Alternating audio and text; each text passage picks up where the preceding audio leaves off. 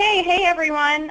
Thanks for joining us today. I'm Emily Tinsey and I'll be facilitating today's webinar. During today's presentation, attendees will be in listen-only mode. If you experience technical problems, please use the questions pane of the GoToWebinar control panel. I will be monitoring that area, especially during the start of the presentation, so if you have questions, I can assist. You can also use that questions pane at any time during the presentation today to ask questions you may have during the talk. But remember that your questions probably won't be addressed until the end of the webinar. All right, so we're pleased to have David Herring with us today. David Herring leads the Communication, Education, and Engagement Division within NOAA's Climate Program Office, where he also serves as Program Manager of NOAA Climate.gov and the U.S. Climate Resilience Toolkit. In 2015, David was awarded NOAA's Dr. Daniel L. Albritton Outstanding Science Communicator Award. Before joining NOAA in 2008, David worked for 16 years at NASA's Goddard Space Flight Center, where he led development of NASA's Earth Observatory. David received his master's degree in Science and Technical Communication in 1992 from East Carolina University. He is an elected fellow of the American Association for the Advancement of Science. So David, whenever you're ready. Okay, thank you, Emily, and can you hear me well? Yep, you sound good. Okay, great. And for folks on the call here on the webinar, I will invite you, if you have questions, Emily's going to monitor the questions panel, and so if anyone does need to stop me or interrupt me with a question, Emily, I encourage you to do so. I'm going to open the presentation today with a look at a few slides, and then we're going to pop out of PowerPoint and go over to the website, the U.S. Climate Resilience Toolkit website, and we'll spend some time there in an interactive demo, and then we may conclude back with the PowerPoint. And this slide set is going to be freely shared with anyone who would like a copy. So my contact information is there. If anyone would like to reach out to me or follow up, I'd be more than happy to answer questions also after the presentation. So the website's available online at toolkit.climate.gov, and it's a interagency partnership. It's involving not only personnel from across NOAA, including folks from the Weather Service, folks from the Climate Program Office, folks from NCEI and the Ocean Service, but also participants from all across the 13 federal agencies comprising the U.S. Global Change Research Program. And we have partners in academia, in the .org world, and even in the commercial world. So it is truly an open collaboration. And though everyone's not credited here, there have been many hands. It has indeed taken a village to build the Climate Resilience Toolkit. So with that, what I'm going to talk to you a little bit today is just a brief review on who is the audience, what are their motivations, and therefore what are our goals and objectives in serving them. I'll hope to make the point that we have been, throughout the development of the toolkit, actively engaging with our primary target audiences in a number of capacities. I'll say some words about that. I'm going to focus in on some of what's new in the toolkit and jump out of the PowerPoint and go to the site to show you some of these features and how you can use them live on the site. And then I'll wrap up with a few words on how we define and measure success and some of our plans and thinking for next steps. So with that, I'd like to jump in. Here's a screenshot of what the main page of the toolkit looks like, and as I mentioned, you'll find it online at toolkit.climate.gov. It's a mobile-friendly site, so you can also browse it on your tablet or your iPhone or Galaxy phone, for example. The goals and objectives are, at the end of the day, this site was built in response to the President's Climate Action Plan. He called on the agencies of the U.S. federal government to help the nation begin planning and preparing for climate-related impacts and extreme events. And so our assignment was to collaborate not only across NOAA but across the other agencies of the U.S. Global Change Research Program to gather and contextualize and provide decision support tools, science-based decision support tools that would help municipalities, communities, and businesses build resilience. And so that's our desired outcome, is ultimately that the nation would be more resilient to climate-related impacts and extreme events. And so one of our two main goals is to help people find and use science-based tools, information, and expertise that will help them to make a plan. We want to help them make a plan and then move out on that plan. And in the course of doing so, help them understand and manage climate-related risks with respect to their valued assets, whether that's a population or infrastructure or natural resources or local economy, those types of assets. So there are some main objectives in the design and the functionality of the site that are listed here on the slide, and I'm going to show you those live, so I won't belabor them here on the slide. But mainly who we're trying to serve are people that I characterize as application-oriented professionals. These are people in business, in municipal planning, people who are natural or facility managers, natural resource managers, and also people who are commercial or NGO decision support service providers. Some people refer to these as those who go the last mile in bridging the gap between the science domain and the domain of practice in either the commercial or local government worlds or natural resource management worlds. And so these are often people who will provide consultation or analysis or application development services. So those are who we're primarily aiming to serve. But I should note there are other audiences who are welcome and encouraged to also use the toolkit. We often hear that a lot of the folks that we're serving have to communicate to executive leaders, people who sit on, say, a board of governors or a board of directors, and these are people who have the authority to make binding decisions in terms of allocation of funding or human resources or and so forth, or to set policy. And so often our primary target audience needs to gather information to make a case to their executive leadership that they should make and move out on a plan. And so we want to have citable, authoritative information that they can rely upon or that they can reference when communicating with executive leadership. And of course, there is a broad public across the United States and even internationally who's interested in understanding how climate variability and change affect those things they care about and what we can do about it to adapt or mitigate the risk. And so anyone really who has, I would say, a high school level of literacy or higher ought to be able to come in and find their way around the toolkit and read and understand the narratives and the case studies and so forth. So the climate interested public is another audience we have in mind, but primarily people who are going to make and move out on an action plan. So with that being said, that's one of the main reasons why people visit the site, is they're seeking help with making a plan. And so they're looking for not only scientific data and information, but also a guide. And so one of the tools that we have in the toolkit, so the toolkit site itself is a tool, and the backbone of this tool is the Steps to Resilience section, or you can get there here by clicking this button. And these are sort of the main three reasons we've been hearing as we engage with stakeholders and representative samples of our primary target audience.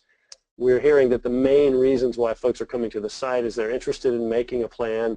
They want to learn and discover and see what others are doing who are grappling with similar or the same types of challenges that they are, or they're seeking interactive tools, mapping and graphing tools, for example, that will help them explore trends or climate-related conditions in their location.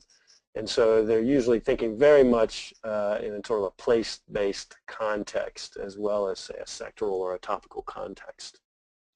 So if you click either this menu or this button, that'll take you into the Steps to Resilience section. Now seems like a good time to just interject that we're defining resilience as the capacity to withstand or recover from a disruption. Resilience, of course, is a broad term, It's scalable from a single organism to entire systems. It can be natural or human-built. In this case, we're using it to refer to humans' valued assets, which can be natural resources. It can be an abstraction like, say, the economy, or it can be something concrete like infrastructure, or like or people, human populations, and that type of thing. So increasingly, then, we have seen, due to extremes of weather, climate variability, or climate change, that sometimes thresholds are getting tested or even exceeded, bringing disruptions or bringing impacts to our valued assets. And so one obvious one that comes to mind is that as we dramatically, as the heat content of the ocean has been increasing dramatically in recent decades, as well as the relatively rapid melting of ice on Greenland, West Antarctica, and glaciers throughout the northern hemisphere, we've been seeing an increase, even at an accelerating rate, in global sea level. Some places are rising faster than others, of course, but here's a graph trend taken from the climate.gov Global Climate Dashboard. And you can see the tide station in the light blue with the satellite altimetry record in the darker blue there. And so changing sea level coupled with episodic events such as a hurricane or a strong nor'easter or even a tsunami can bring the threat of strong storm surges to coastal communities. So it's usually the double whammy of the slow creep of sea level change together with a driving force like, say, an approaching or landfalling hurricane that can bring catastrophic storm surges. And so here's a picture of a person on the shore in New Jersey looking at his beach home, for example, in the wake of Superstorm Sandy, which in some places saw storm surges as high as in the neighborhood of, say, 13 feet. So you'll notice then in the header that we're sort of couching this in the terms of threats and assets. What are those things that we value, and what are those things in the environment or in the weather or in the climate that could be hazardous or threatening to those things that we value? For example, here's a picture in California of a water reservoir. They've been experiencing prolonged, severe, or exceptional drought conditions for a number of years. So obviously water being the asset and the threat being the dry and drought conditions there, which can also have a relationship to other types of environmental hazards such as wildfire. And so here is a person on their home contemplating a very large and rapidly approaching wildfire. So thinking in terms of assets and threats. Here's a slide that I dropped in. Some of you may be familiar with the reinsurance company Munich Re, and they publish an annual report independently of NOAA. You can go onto their own website.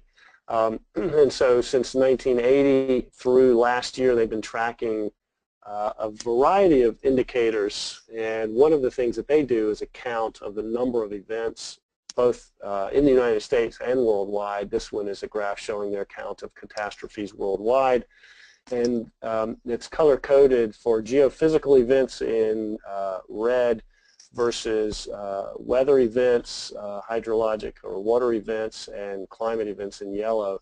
And there's a little bit of up and down in the geophysical events, but overall, over that 35-year span or so, fairly consistent, whereas we've seen an increase in the other three categories. And so in general, the number of natural catastrophes worldwide are on the rise. They also do an ongoing tally of financial losses from these events worldwide and in the United States. And so overall, as we can see, there's sort of the combination of not just these types of events and the magnitude or the severity of these events, but we're also seeing the intersection of these types of events with human populations and the choices that humans are making, increasingly humans building in harm's way, such as along the coastlines or in other locations. And so inevitably, that brings us into that situation where we see threats or hazards to those things that we value. And so if you move into the steps to resilience, we've got a 5-step planning process on the site.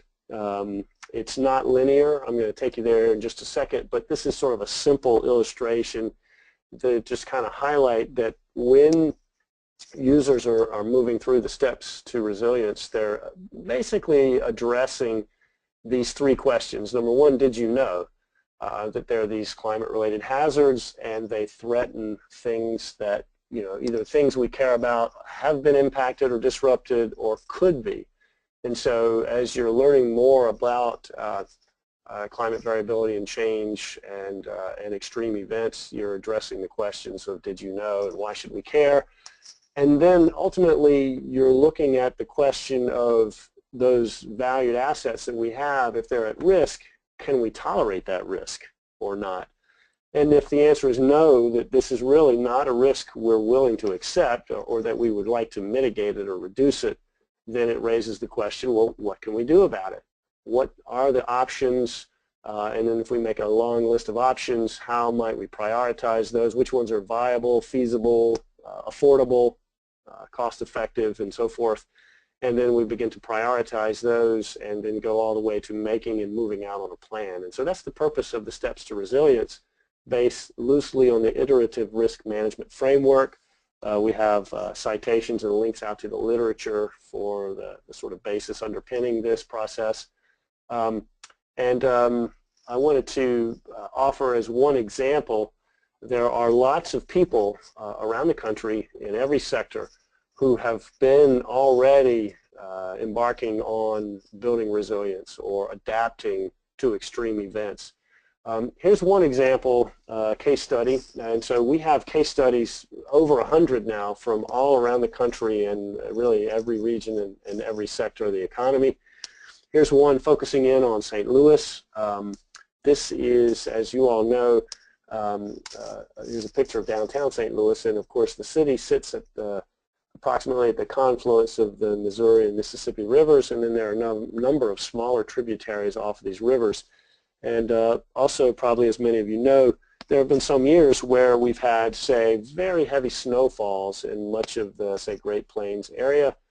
And as you have snow melt, a lot of that melt water is flowing into the Missouri and Mississippi rivers, raising the river levels.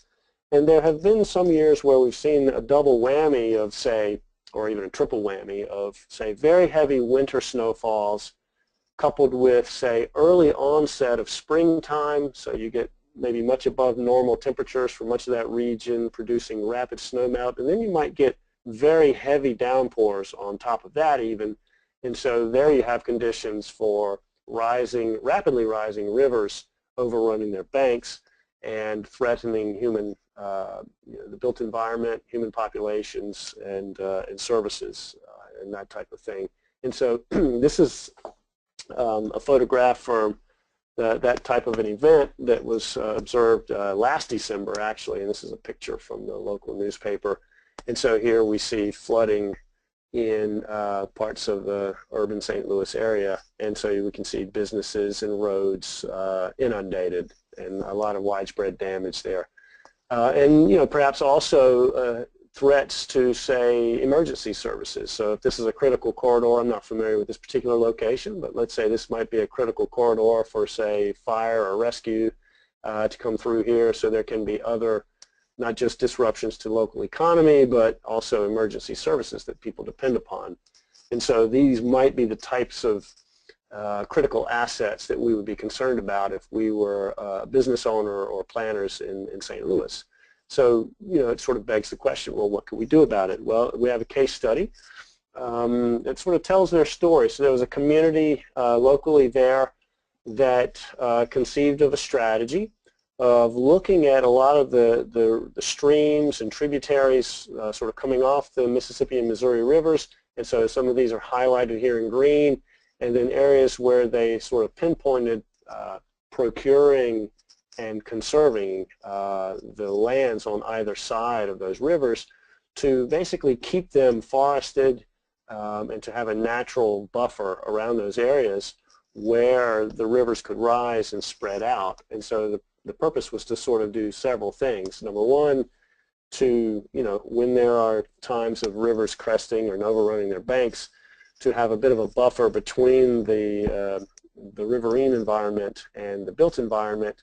But as they have been moving out on this strategy, they've also observed a number of interesting co-benefits. And so what I'm going to show you is sort of a conceptual model that anyone who moves through the 5-step planning process in the toolkit, in sort of an inclusive stakeholder participatory process, can begin to build a shared mental model for their own business or for their own community.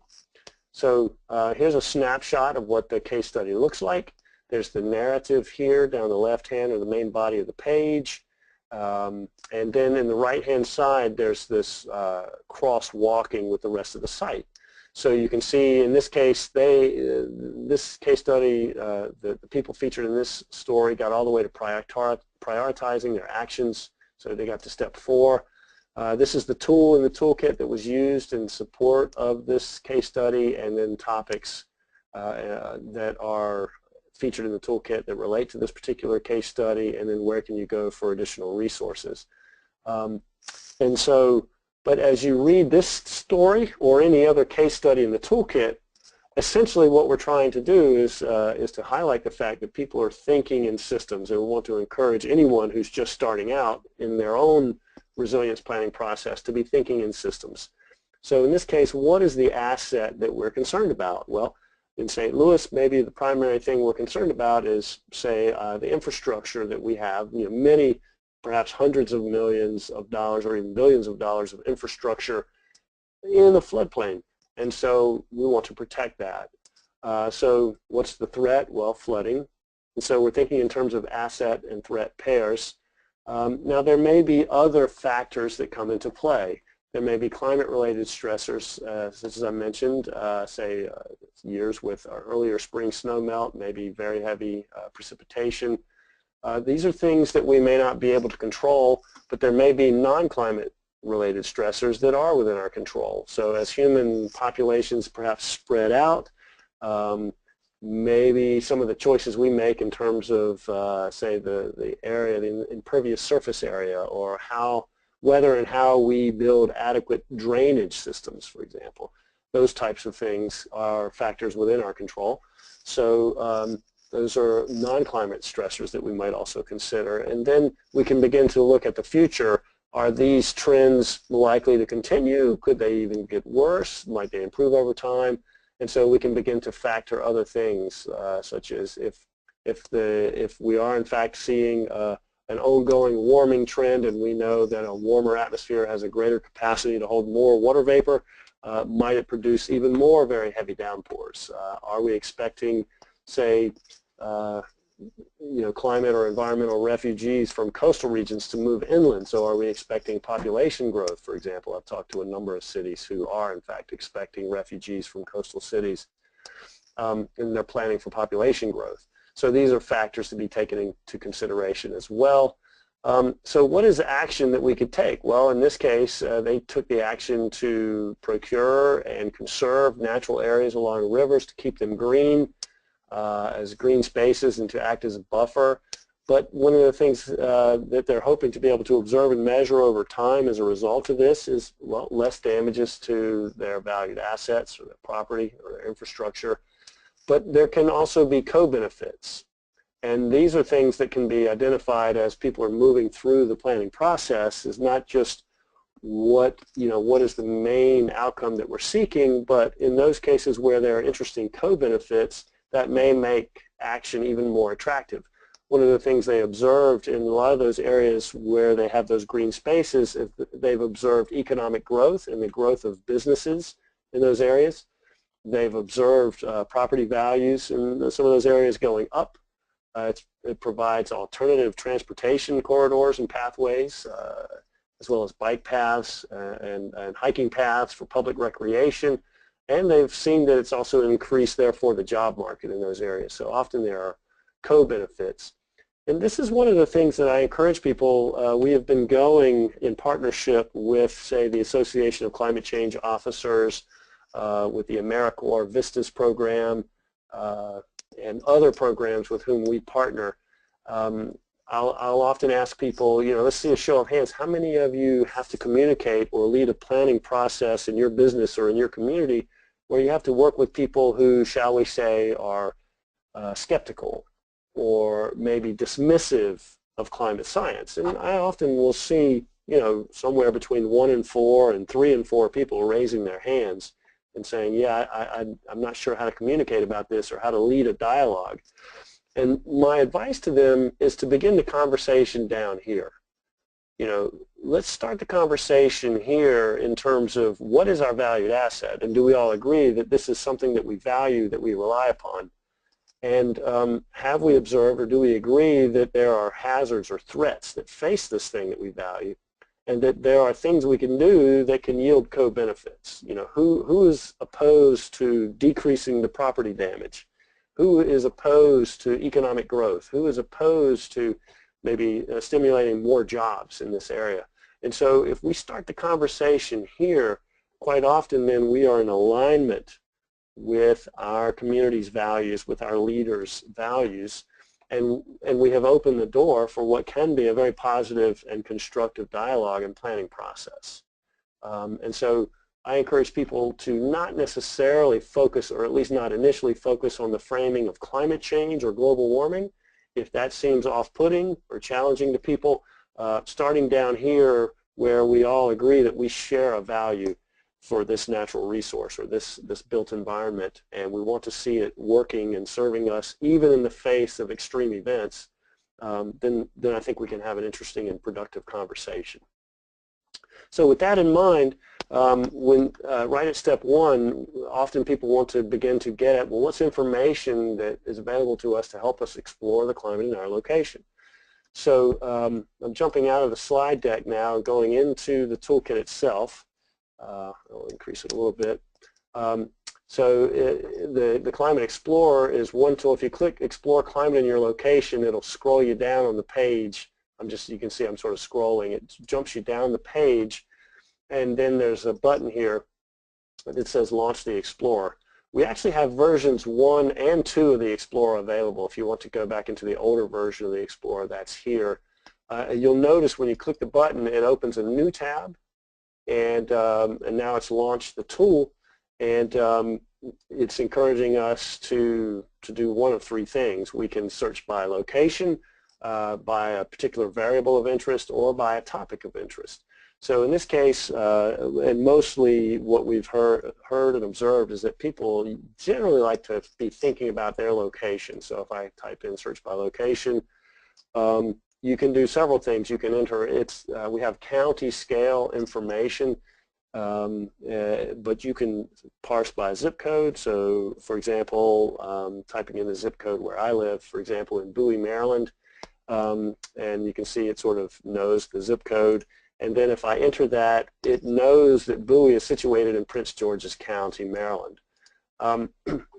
So I've arrived here at this location, and it's telling me that I can browse temperature, precip, or other parameters, or see local nearby weather stations. If I'm needing some help, I can say, well, tour this page, and you'll notice that I'm getting sort of a call-out box that's sort of helping me to orient, well, what's available here to me. If I'm interested in interacting with the parameters, such as temperature, what I can see is that I have a menu of parameters on the left, and then I have a trend graph on the right, and I can look at graphs or maps here. There's a toggle switch. The map is fully interactive. So I can turn on and off anything from the legend here just by clicking on the legend. Again, if I'm seeking help with, well, what is this really showing me, I can click how to read this, and it's telling me for the county and variable I selected, it's showing me these different variables. So here I'm looking at this line is the 30-year quote-unquote average or normal temperature for Prince George's County. The bars are the annual departure from that average. So this is, the bars are what has been observed. The envelope in gray is the ensemble of model output values in hindcast for the historical period from 1950 through about 2008. And so what you can see in this particular parameter is the model is doing a pretty good job of representing what was actually observed.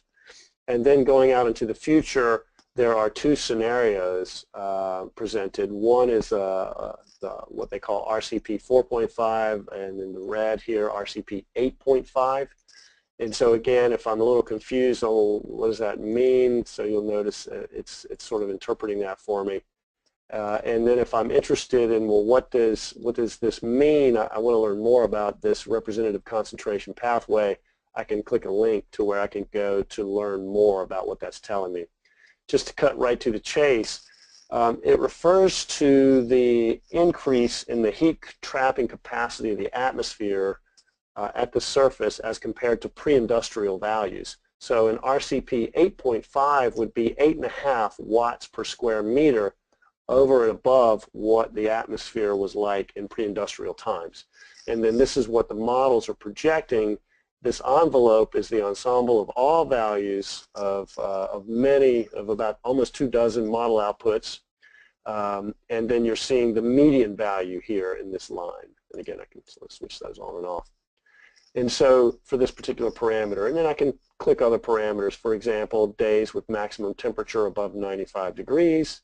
So I can see what that was. Typically, Prince George's County sees about 5 days a year above 95 degrees Fahrenheit.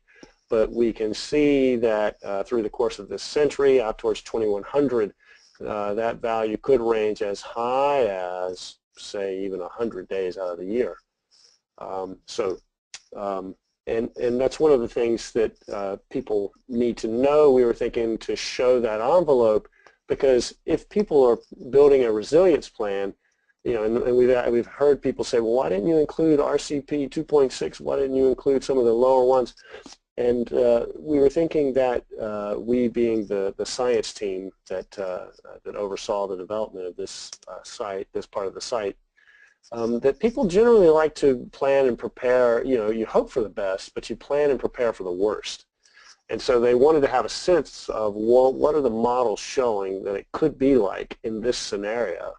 And so that's why we gave this output. So if people wanted to be aware that there could be as many as 100 days out of the year later in the century, there may be decisions that they want to make that are factoring that, you know, factoring into their decision scenario. Similarly, if I want to jump over to the mapping application here, I can drive the slider out into the future to say 2090, and then begin to look at a comparison pair of image maps that's sort of color-coded. So the idea is to allow people to both visually, you know, using false color coding to represent temperature, as well as graphs. And then people can, if people want to make an image, we often hear that people are interested in getting an image snapshot of, say, the graph that they can include in, say, a PowerPoint or a report that they're making, so they can easily make a PNG file and save that locally. Similarly, we have precipitation, mean daily precip, days of precip above 1 inch as well, so for the threshold. I meant to also show that we also have, in addition to annual values, we also have an ability to display monthly values. And in this case, if I want to see the black line is what was observed, and then this is what the models project for each month of the year for a 30-year period, a climatology period centered on the year 2025. And I can, in different increments, I can go out to look at the future of what would be represented by the models, by the ensemble of the models for the 30-year period centered on 2075 as compared to observations for each month of the year. And then I can also do likewise for a seasonal snapshot, winter, spring, summer, and fall. And there again, I'm able to look at, well, what do the models project as compared to what was observed for the seasons. And we also have that same functionality for heating degree days, cooling degree days for the location and the ability to look at maps. And then we have down below, we have weather stations nearby the location that I entered. So say one nearest Prince George's County might be out here or here. And then I can look at temperature here, the daily sort of high-low values of temperature for that station in the blue bars superimposed on climate normal for that green band there. And then similarly, precipitation, I can look at actual accumulation over the course of the year as compared to climate normal. So for example, so far in this year, that station in a bit of a deficit as compared to normal.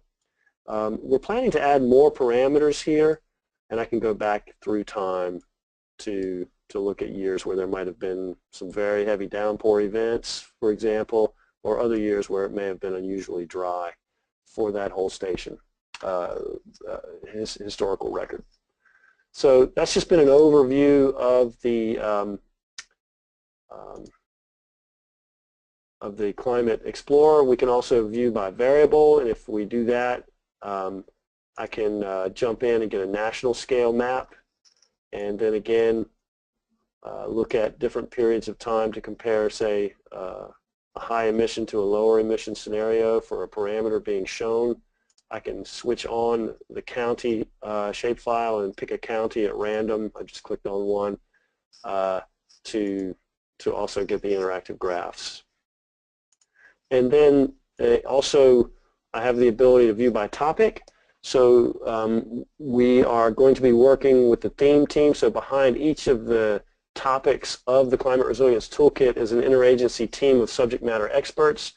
For example, the Department of the Interior was on the lead for the ecosystem section, NOAA in the lead for coastal. We work with Bureau of Indian Affairs for tribal nations and so forth. So if someone was interested in a particular topic area, then we have comparison pairs of maps that people can look at assets and threats, like for example, coastal power and sea level rise, or coastal wetlands and sea level rise. So if you're interested in doing a look at what's the exposure of, say, wetlands to changing sea levels, I can pick an area on the map and begin to zoom in, say in the Gulf Coast area, for example, and then I can push in to see an area. If I'm interested, I can play around with the opacity of a particular layer that's switched on. I can turn that layer on or off by clicking the little eye icon here. And if I want to change the bathtub model of sea level, for example, up to about 6 feet, now I can see, significant change in the difference here. So there's some interactivity here. I can get more information if I want to about the description. I can go to the source and that type of thing. So this part of the site, the Explore by Topic, is really designed to help people in a place-based way begin to explore the intersection of their valued assets with climate-related threats or hazards here. So jumping back over into the toolkit, in addition to the Explorer and in the 5-step planning process, one of the things I thought I would also just highlight is when you move into the steps to resilience, each page has a narrative down here, down the left-hand side, which is helping to orient people to what is comprised in that step. So for example, in step 1 here right at the top, you get a table. Let me blow it up a little bit so maybe you can see it a little better. You get a table that's giving you an overview of what you'll be accomplishing in this step. You'll be establishing a team, you'll be investigating your climate, you'll be identifying what are the key assets and threats, defining the scope of your project, and arrive at decision points. And then down below, there's a little bit of hand-holding here just to kind of help orient people who may be going through this for the first time. What are some related tools you can find that might help you, and so forth. And we've also developed this, if it's needed, an Excel spreadsheet. So you can click and freely download an Excel file. And I went ahead and downloaded it ahead of time So there's these tabs in the Excel, and the first part of the step is kind of building your team. Who's going to participate in this conversation? Who's going to help us in identifying what are our most valued assets and what are the threats or hazards facing them, and what can we do about it? And so this is just a tool to help whoever's leading that process to gather their notes and compile their notes. What are the vulnerabilities that they face, the key assets, the climate-related threats or hazards? Has it happened before?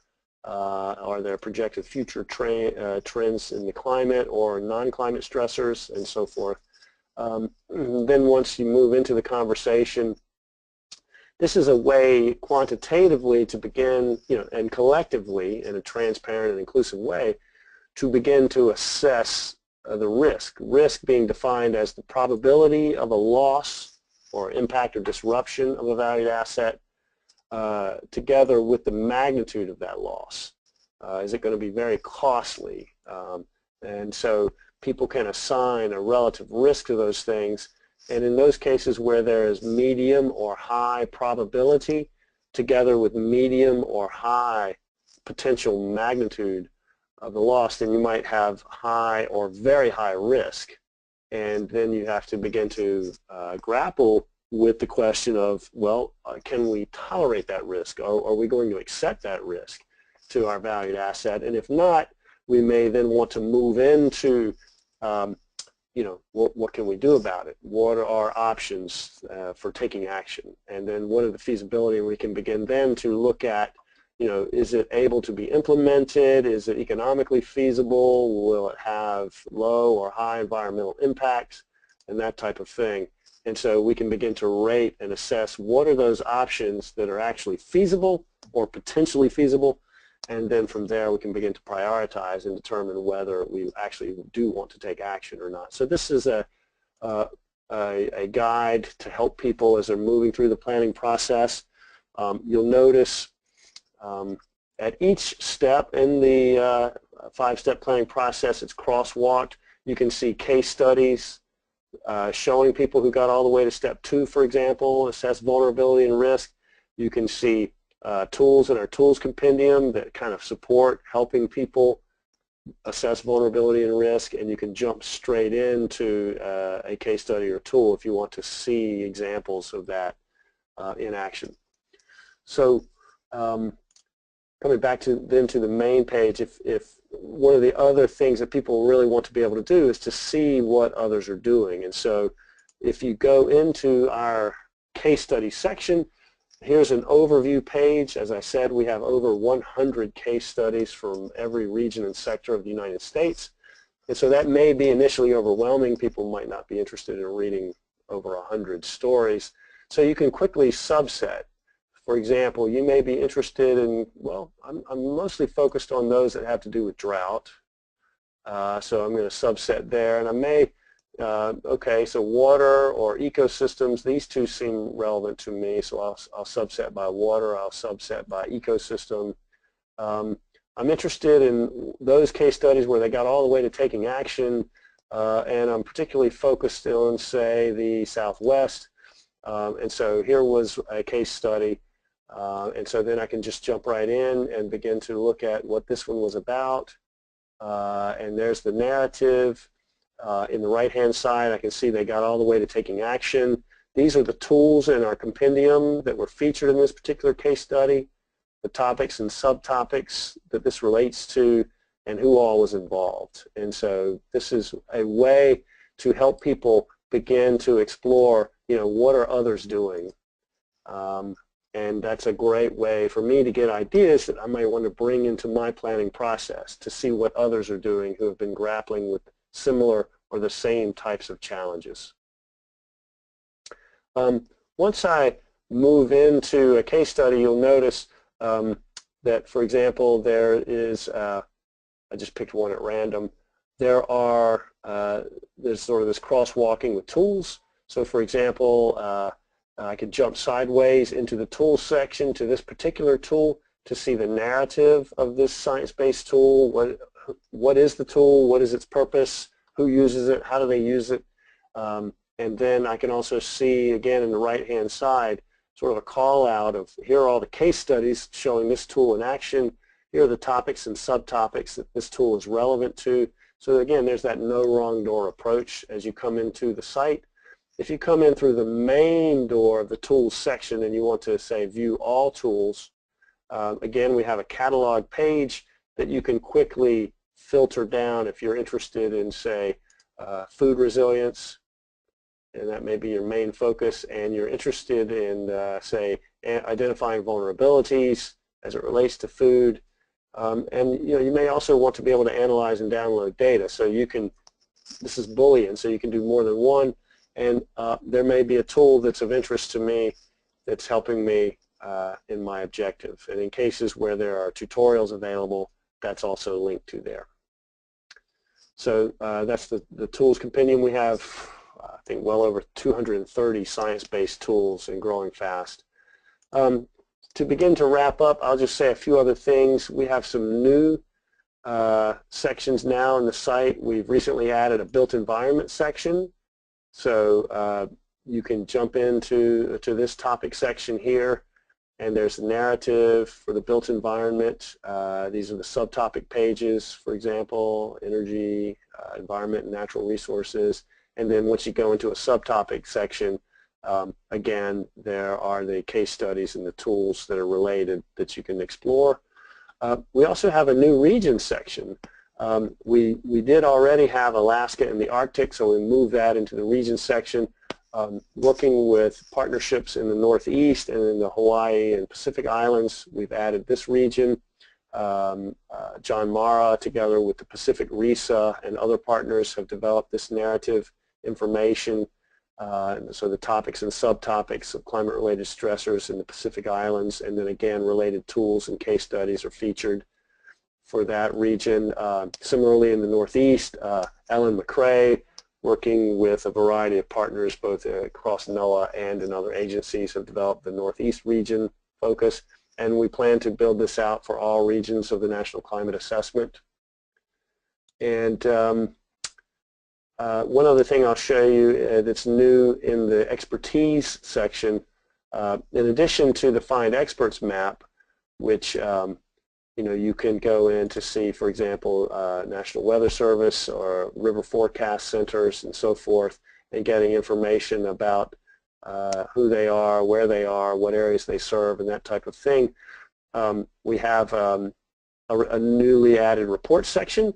A lot of people want to be able to look at, say, action plans at a local level or at a state level. And so I can filter by a particular state, which ones are available for, say, Alaska, for example, and then I can sort of look over the shoulder to say, oh, okay, let's see what plans they've been making and what actions they've been taking. And so again, it's easily filterable. So those are some of the things that are new in the site. Just keeping one eye on the clock, just wanted to quickly wrap up to say a few words before I open it up for questions. One of the ways that we define success on the site is, is the site being used? Is it useful to people? Is it user-friendly to people? And then are they actually using it? And so I don't think any one measure tells you everything you want to know, but one of the things we do is we look at the visit rate over time. We have a quarterly reporting requirement, an annual reporting requirement to grow our visit rate by 10% over the previous year. And so this was our first year baseline. We had to do 10% better than that in our second year. And then as we do better, then the bar raises more rapidly. And so in October, we had over 81,000 visitors. 33% were return visitors. And that's a very high return visit rate, which tells us that people are coming back to use the site. We are just now deploying a quality of relationship survey and focus group series. We've had a couple of external evaluations of the site as well. And we're updating our analytics package to give us a much more detailed analysis of where people are going on the site, how long they're spending there, and that type of thing. And here's an email from late last week And this was something that I found particularly gratifying. It was from an architect who basically said, I use this frequently in my work. And so again, this is the thing that we're craving, is are people actually using it in their work to help them in doing their work and making decisions or building resilience. So we definitely like anecdotal feedback such as this. Some next steps of where we're going: we're going to increasingly synergize the toolkit with other USGCRP projects, including the National Climate Assessment, the Climate Data Initiative, and some of the public-private partnership activities ongoing. We're going to continue building out the Explorer. We're going to update the projection data with the new LOCA data set and add more decision-relevant parameters. We want to work with the theme teams as well as with the Weather Service and other partners to add more data sets, both time series and map layers, to allow people to explore threats and assets. We want to build in the ability for users to define extreme thresholds and get summary statistics on exceedance of thresholds that matter for their assets, and then begin to work up little recipes with the theme teams, sort of guided explorations to help people interact and explore as they begin to understand and come to grips with this information and what it means for their location and their asset. We're going to be streamlining further the steps to resilience, making it more visually friendly and meaningful. We want to collaborate with Fiona's office and Marina and others, as well as the theme teams, to begin to develop webinars that we're calling learning progressions. These are purposeful engagements designed to help take people by the hand, take them specifically into a tool like, say, the Sea Level Rise Viewer or LCAT, the Local Climate Analysis Tool, or others, and teach them how to use it in their workflow, and to begin to couple them together with the experts who can answer their questions. I mentioned the region section. So that's just a high-level overview of some next steps, where we are, and with that, I'd be happy to open it up to questions or comments from anyone. Thanks, David. Excellent presentation. Just a reminder to everyone that you can use the questions pane to ask any questions that you do have. So far, we haven't got any questions, but we did have a comment from someone saying, very good stuff, just need to spend more time with this toolkit. Amen. Yeah, this is great stuff. I mean, even some stuff that I hadn't seen before that I think is very useful, especially for climate focal points in the field. So I'll give another minute for anybody that has any questions that they can use the questions pane. Again, thank you, David, for taking the time to present it to us. I was curious, though, with the case studies, are those NOAA-initiated case studies that get pulled onto the toolkit? They're coming from all over. They're not all solely NOAA. So many of them are NOAA, but also some of them are from businesses, some of them are from other federal agencies, some are coming from NGOs. So there's no restriction here in terms of the studies, the case studies that we feature. Also tribal nations. Okay, so we did have a couple questions come in. How do you envision working with the National Weather Service in the future? Please provide a little more detail. Yeah, thank you. I think there's several ways to work with the Weather Service. One is we work with the Climate Prediction Center already, and you guys put out terrific seasonal and annual outlooks. So I can imagine in the view by variable, we would also provide some of the outlook maps that you guys have, which may look at, for example, the potential for extreme heat or the potential for severe weather, things of that nature. So that would be one thing. I think you guys also have, in terms of your expertise, Marina, in partnership with others, have produced some training courses. We have a training courses catalog that's here. And so continuing to feature some of the Weather Service's good work. And then I think perhaps developing more. We would like to partner with you. There may be regionally relevant webinars that we might like to do in the context of those learning progressions that I mentioned that could feature some of the Weather Service expertise and help introduce people to where and how they can find and use, say, Weather Service tools or products. that or expertise that might be helpful to them in decision making. And then I think just continuing to be something of an advocate, to use the site, give us feedback on how it can improve. And then if you have stakeholders in your location or region who are looking for something like this, certainly steer them towards the toolkit and invite them to consider it, and they themselves to perhaps use it or let us know if there are ways we can improve it. So those were a few things that came to mind. If there are local dialogues, if people are moving into a planning process, often they will reach out to their local weather service representatives and invite them to participate. For example, we had one up in Marquette, Michigan, up on the Upper Peninsula, and the local weather representative was there and participated in that planning process. And they're essential and integral because you guys have that local knowledge. So, be willing and able and ready to participate as people want to, as they begin to grapple with how to build resilience. So those were a few thoughts. Okay, great. And one more question. Can you change the weather station precipitation graph to a water year, which is different from a calendar year?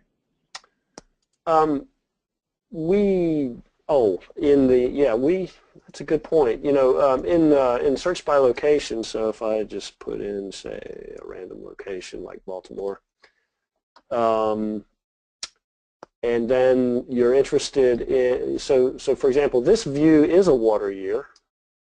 You'll notice it goes October through October and then to December. But I think you're right in terms of down below, this probably is not a water year. Although it could be, you have the ability. So as I click and drag, if I hold down my shift key, I can zoom in or zoom out to make it so. And then I have the ability to kind of scroll forwards or backwards through time. So if that answered the question. And I'm not wild about the aspect ratio of this graph. I would like to improve it so the user can enlarge this graph, and I think the screen size here is a little too constraining. So there's some enhancements we want to make to the Explorer. So I appreciate feedback like that. Other comments or questions? I think that's all the comments or questions that came in through the questions pane. So it's around 3 o'clock, so we'll start wrapping up. Thanks everyone for attending the presentation today, and thanks David again. We'll try to get this recording online before the holidays, so hopefully sometime later today. And thanks again for the participation, and it concludes our webinar for today. My pleasure. Thank you for the opportunity. Bye-bye. Bye-bye.